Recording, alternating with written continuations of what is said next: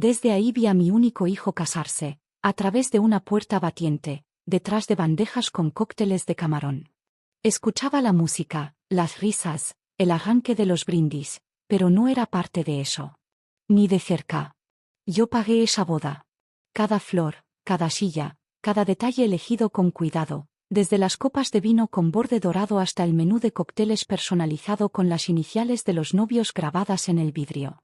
Pero cuando empezó la música y todos tomaron sus lugares, a mí no me dieron uno. Ni señal. Ni tarjeta. Ni plato con mi nombre. Solo una silla plegable de metal junto a una pila de bandejas usadas y un carrito de catering con una rueda coja. Alguien había tirado una servilleta de papel en el asiento, como si me estuviera haciendo un favor. Ese era mi lugar, metida entre vapor y acero inoxidable. Me quedé parada un momento, parpadeando fuerte, negándome a dejar salir las lágrimas. El aire olía a salsa de tomate y cloro. Sentía el calor del horno en mi espalda, y algo dentro de mí se enfrió. Miré mi vestido, chifón lila suave, cosido a mano por una señora en Querétaro que todavía lo hacía a la antigua. Me había pasado 3 horas arreglándome el pelo esa mañana, rizando cada mechón como a Damián le gustaba decir que se veía bonito como el de mamá. Eso fue antes de que dejara de llamarme mamá. 3 horas fingiendo que este día también sería especial para mí. Pero nadie me dijo del cambio de asiento. Nadie dijo, hicimos otros arreglos. Nadie me miró cuando llegué, ni siquiera Damián. Estaba muy ocupado sonriendo, ajustándose los gemelos mientras la mamá de Valeria lo besaba en la mejilla como si ella lo hubiera criado. Como si ella hubiera sido la que se desveló con él durante sus crisis de asma, la que trabajó turnos nocturnos para pagarle los frenos. Apreté mi bolsita beige, la misma que él me regaló cuando tenía 19 y todavía me decía mamá. Mis manos temblaban. El gerente de catering, un chavo que parecía no tener edad para rentar un carro, se acercó, medio apenado. Me dijeron que usted espera aquí, señora, murmuró, con una sonrisa tensa. La novia no quería ningún clash visual con la estética. Lo miré fijo.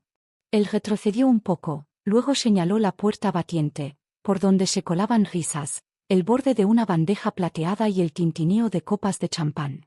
Por las fotos, y eso. Me senté despacio. La silla chirrió bajo mi peso. Había una mancha oscura en el concreto bajo mis pies. Salsa, tal vez. Mis zapatos se pegaban un poco al moverme. Miré el plato astillado que alguien dejó frente a mí, un pecho de pollo frío y una rodaja de papa. No lo toqué. Porque era su día. Porque me dije, no le arruines esto. Porque todavía creía que eso significaba algo. Ni siquiera había una tarjeta de lugar. Ni en la cena de ensayo, ni en la ceremonia, y mucho menos en la recepción. Ninguna silla reservada con mi nombre en caligrafía elegante. Ninguna nota de bienvenida. Solo esa silla junto a la puerta batiente de la cocina, como si la hubieran sacado de un closet de última hora y dijeran, con esto basta. Intenté no mirar el salón de recepción más allá de la puerta, pero era imposible no echar un ojo. Las luces brillaban como champán. Todo estaba bañado en ese brillo dorado que solo ves en revistas, centros de mesa con eucalipto, manteles color durazno, hasta velas flotantes en cuencos de cristal. La familia de la novia estaba en la mesa principal, radiantes y sonriendo. El papá de Valeria dio un discurso de bienvenida que retumbó. La mamá se levantó después, secándose los ojos con un pañuelo de seda mientras hablaba de nuestra pequeña Valeria encontrando al amor de su vida. La gente rió. Luego lloró. Luego aplaudió. ¿Y yo? Ni una mención. Saqué el programa que me dieron en la iglesia. Papel crema, grueso y caro. Letras en dorado. Leí cada palabra. Cada rol. Papá del novio. Mamá de la novia. Padrino. Dama de honor. Ujier. Niña de las flores. Nada de mamá del novio. Nada de Luz Estela Morales. Nada de mí. Un mesero pasó rozando la puerta, empujándola tan fuerte que el borde golpeó la pared.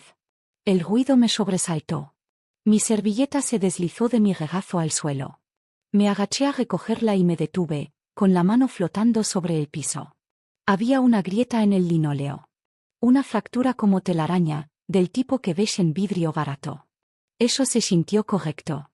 Escuché la risa de Damián desde el otro lado de la puerta. Esa risa profunda que solía guardar para mí cuando le preparaba su pozole favorito y le contaba historias de mis años torpes de adolescente. Ya no reía así. Al menos no conmigo.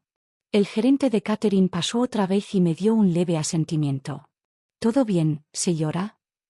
Le di la misma sonrisa educada que había estado perfeccionando toda la noche. Porque sabía cómo me veía, una señora mayor en la parte trasera, viendo a su hijo casarse por una rendija en la puerta, fingiendo que pertenecía. Lloraba en medio de la noche. Cuando tenía 5, tal vez 6 años. Las pesadillas venían en oleadas, monstruos en el closet, lobos bajo la cama, sombras que no podía explicar. Yo salía de la cama, con el cuerpo adolorido después de un doble turno, y entraba de puntitas a su cuarto. Le frotaba la espalda, tarareaba una cumbia que nadie me había enseñado, y susurraba: «Estás a salvo. Aquí estoy». Se dormía acurrucado en mi pecho, con su frente húmeda pegada a mi cuello, y yo me quedaba ahí, en el borde de la cama, hasta que el sol empezaba a salir. Recordé todo eso mientras estaba en esa silla plegable, viéndolo girar con su nueva esposa en la pista, con la boca abierta de risa mientras la mamá de Valeria se secaba los ojos y se llevaba la mano al corazón. Parecían una familia. Como si lo hubieran construido desde cero. Pero yo fui la que se quedó cuando su papá se fue. Yo le enseñé a andar en bici, ahorré 3 años para comprarle su primera laptop. Yo trabajé horas extras en el hospital, luego llegaba a casa a ayudarle con sus reportes de libros y tareas de matemáticas. Y cuando sus frenos costaron más que la renta, tomé trabajos de limpieza los fines de semana y le decía que me gustaba el ejercicio. Pero supongo que nada de eso salió en el pase de fotos de la boda. Un mesero apareció frente a mí, sacándome de mis pensamientos. Era joven, probablemente aún en la uni, y parecía no saber a dónde mirar. «Perdón, señora», murmuró, dejando un plato. «Aquí tiene». Era un solo pecho de pollo con 2 ejotes y un montoncito de puré de papa. Frío. Plato astillado. Sin adornos.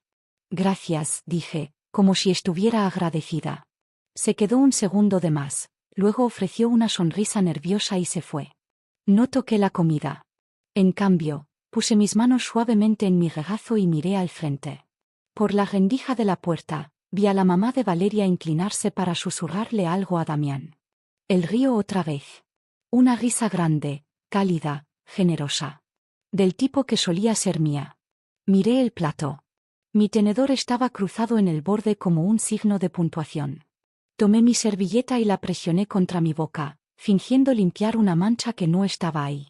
Mis ojos ardían. Me dije que era solo el vapor de la cocina. No traición. No dolor. Solo cebollas. La habitación del hotel estaba demasiado silenciosa.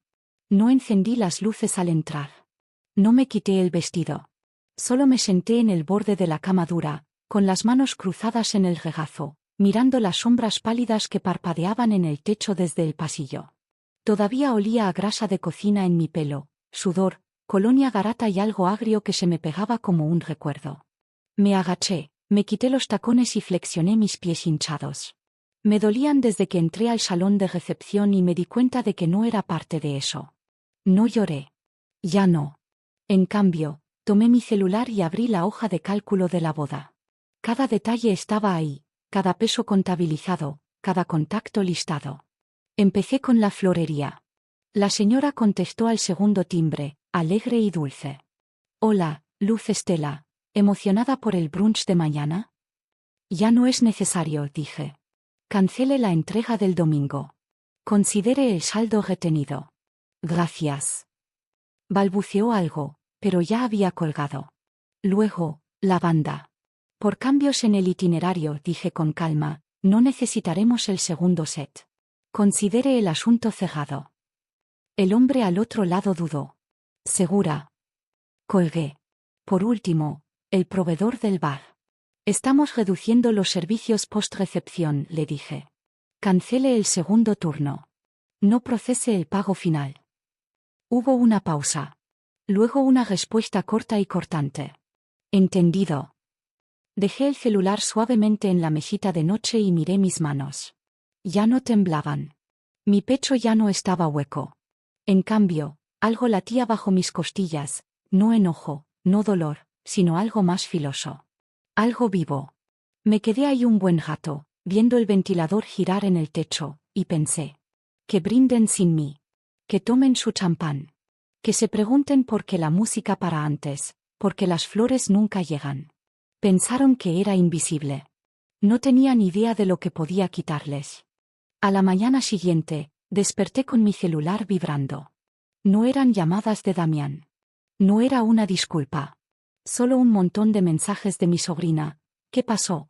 Todos están enloqueciendo. Los ignoré. En cambio, me senté en la cama, saqué mi tablet de la mesita de noche y abrí el archivo del presupuesto. La misma hoja de cálculo que había construido minuciosamente durante los últimos 16 meses. Codificada por colores. Con fechas. Rastreada al centavo. Mientras navegaba por las partidas, aún podía escuchar la voz de Galeria. Luz Estela, solo queremos algo un poquito más fancy. Esa palabra otra vez. Fancy. Siempre dicha con una sonrisa tensa, como un cumplido envuelto en una navaja. Así fue como el lugar cambió de una capilla sencilla a una hacienda en Querétaro. Así fue como la banda duplicó su costo, la lista de invitados se infló, el pastel pasó de 2 pisos a 5. Y yo dije que sí. Cada vez. Porque quería que tuvieran lo que yo nunca tuve. Pero ahora, mi aliento se detuvo. 2 cargos destacaban, registrados 3 días antes de la boda. Uno de un evento de cata de cócteles. Otro del restaurante de la cena de ensayo. Misma tarjeta. Mi tarjeta. Toqué para expandir el historial de transacciones.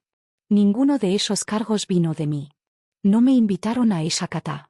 Ni siquiera me sentaron en la cena de ensayo. Mi estómago dio un vuelco. Abrí Venmo. Y ahí estaba. Una nota de Valeria a una de sus damas de honor. La mamá de él paga todo, pues que sea en grande mano de tono claro con pintura de uñas almohadilla boda vives. Me quedé mirando eso por un buen rato. No lloré. No hubo jadeos, ni indignación. Solo una extraña calma. Como si mis terminaciones nerviosas se hubieran doblado hacia adentro para protegerme.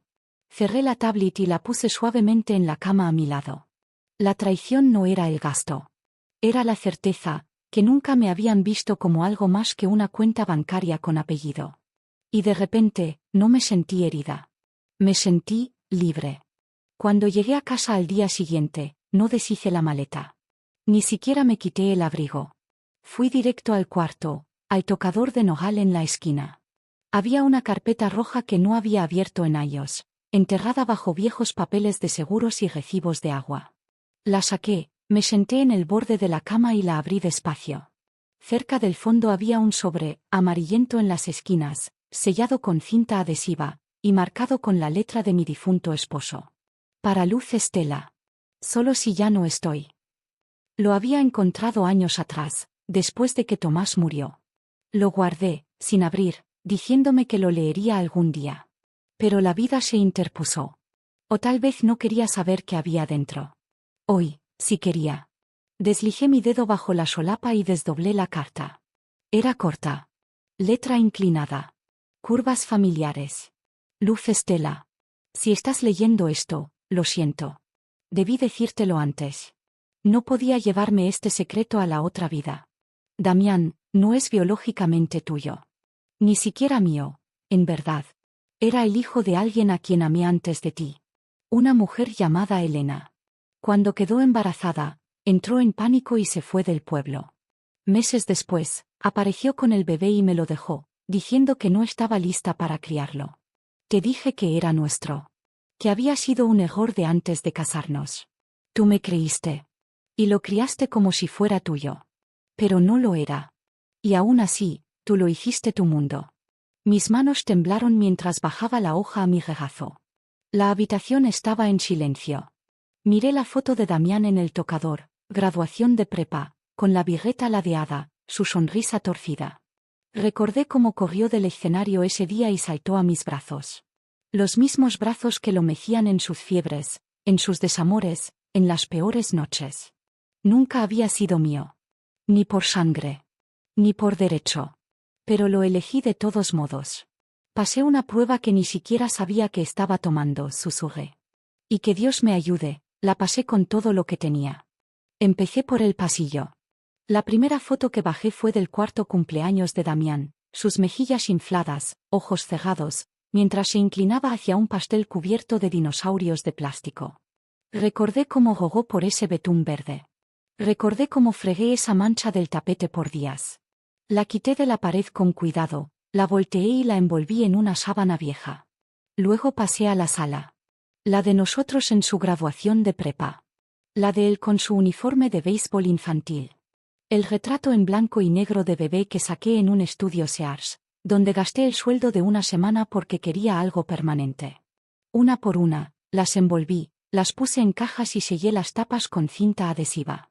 No por despecho. No por enojo. Sino porque era hora. Por demasiado tiempo, había vivido dentro de un altar hecho de sacrificio y negación. Cada foto, cada marco, se había convertido en un monumento a una versión de la maternidad que me exigía desaparecer. Y ya no iba a desaparecer. Esa noche, preparé cena para una. No los sobrados recalentados ni algo congelado de una bolsa. Hice pasta con mantequilla de limón desde cero. Rosticé jitomates cherry hasta que reventaron. Salteé espinacas con ajo y sal de mar. Me serví una copa de vino blanco y encendí una vela pequeña en el centro de la mesa, no por ambiente, no por la comodidad de alguien más, solo porque me gustaba cómo la luz bailaba en el borde de mi plato. Puse la mesa para una. Me senté. Comí despacio. Mastiqué, y saboreé. Y por primera vez en mucho, mucho tiempo, no estaba esperando a que alguien llegara a casa. La casa estaba silenciosa. Sin el murmullo lejano de una tele. Sin pasos en el piso de arriba. Sin fotos mirándome desde los estantes. Solo yo, el parpadeo de una llama, y el sonido de mi propia respiración. El silencio no era solitario. No era frío. Se sentía honesto. Las invitaciones no eran elegantes ni con letras doradas, solo unos textos humildes. Cena en mi casa este viernes. Sin motivo. Traigan hambre y una historia. Respondieron más rápido de lo que esperaba. Clara, mi amiga de la sala de urgencias, fue la primera en contestar. Solía meter café extra en mi casillero cuando trabajaba dobles turnos, diciendo, nos cuidamos entre nosotras. Luego vino don Ernesto, mi vecino callado, que ha limpiado mi entrada cada nevada los últimos 6 inviernos y siempre finge que solo estaba por ahí. Y Marisol, la chava de la librería de segunda mano, que nunca olvida mi nombre, siempre recuerda que me gusta la ficción histórica, y una vez me dio una lista escrita a mano de libros para mujeres fuertes que empiezan de nuevo. Todos vinieron, justo antes de las 6. Clara trajo vino tinto y un ramito de eucalipto. Don Ernesto llegó con un pey de la panadería de la esquina, y Marisol apareció con un frasco de mermelada de fresa casera y 2 libros bajo el brazo. No hubo alboroto. No hubo tema. Solo una mesa con platos desparejados que había juntado con los años. Doblé las servilletas de tela sin complicaciones, encendí las velas no para impresionar, solo porque me gustaba el parpadeo, y serví la comida que había cocinado lento, con alegría, verduras asadas con romero, muslos de pollo en limón y vino blanco, y un pey de limón que se agrietó un poco arriba pero aún sabía a sol. La plática fluyó fácil y libre, citas desastrosas, lesiones de infancia, compañeros de trabajo ridículos. Hubo risas, de esas que te hacen agarrarte el costado. De las que te hacen olvidar la hora. En un momento, me recosté en mi silla y solo los observé. No había actuación aquí. No había lazos de sangre. No había reglas tácitas sobre quién le debía qué a quién. Solo bondad. Elección. Presencia. Y por primera vez en mucho tiempo, me sentí llena. No solo por la comida, sino por ser vista. Esto, pensé, es lo que se siente la familia. Había pasado una semana de silencio cuando tocaron la puerta. No fuerte. No frenético. Solo constante, como si supiera que estaba en casa y no se iría hasta que abriera. Me quedé descalza en el pasillo, viendo su silueta detrás del vidrio esmerilado. Se veía más pequeño, de alguna forma. Sin traje esta vez. Sin boutonniere. Solo una playera arrugada y ojeras marcadas. Abrí la puerta sin decir nada y me hice a un lado. Damián entró despacio, sus ojos recorriendo la sala. Lo primero que notó fueron las paredes vacías.